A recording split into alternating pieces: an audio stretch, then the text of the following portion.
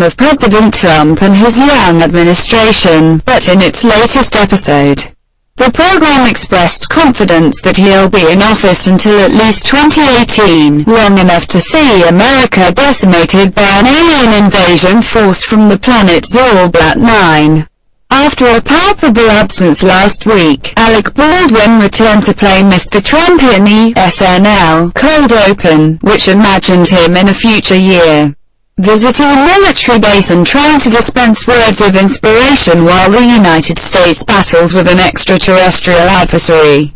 It was an opportunity for a rousing Independence Day-type speech. So how did he start? Mr. Baldwin, who, outside of SNL, has recently been hinting that he does not plan to play Mr.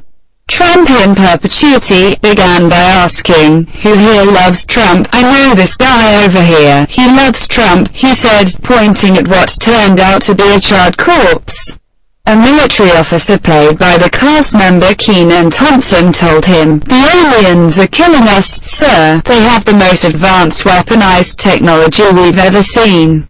What should we do?" The Trump character responded, "Here's what we're going to do. We're going to bring coal back. Okay, we're going to have so much coal. You're going to say, where did all this coal come from? I never knew there could be so much coal." Informed that the aliens had already vaporized the state of California, Mr. Baldwin answered, "So then I won the popular vote." As Mr. Trump, he explained that the aliens had already been secretly living in the United States for hundreds of years. "Look, there's one right there," he said, indicating Leslie Jones, "and so is the woman next to her, right there," he said, pointing at Sashia's amateur. Asked where he was getting his information, Mr. Baldwin replied, "From a very reputable source, InfoWars. It's a radio show hosted by Alex Jones. You know he's legit because he's always taking off his shirt when the aliens at last overrun the base and learn that Mr. Trump is president." One creature, played by Bobby Monahan, declares, "Really, this is going to be so easy." A filmed segment shown later featured the guest host Scarlett Johansson as Ivanka Trump, in a commercial parody for her own brand of perfume.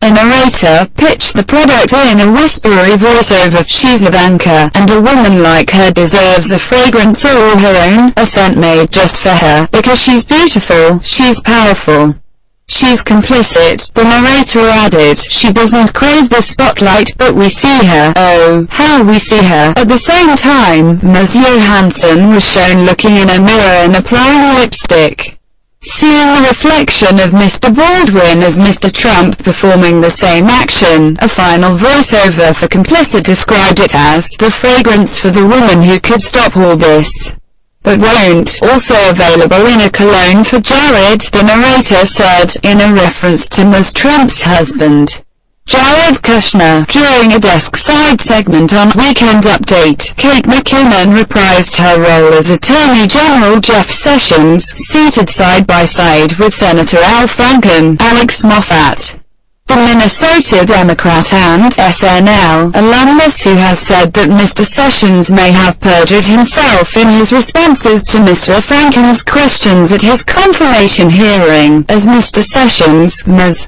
McKinnon said, "People don't realize this, but Al and I are actually great friends. In the past," she said, "she took him whitewater rafting, and, in return, Al showed me do stuff. We had lunch at a deli." Jeff, Mr. Moffat replied in an imitation of Mr. Franken's dry delivery. Mr. Moffat tried to get Ms. McKinnon to clarify her testimony.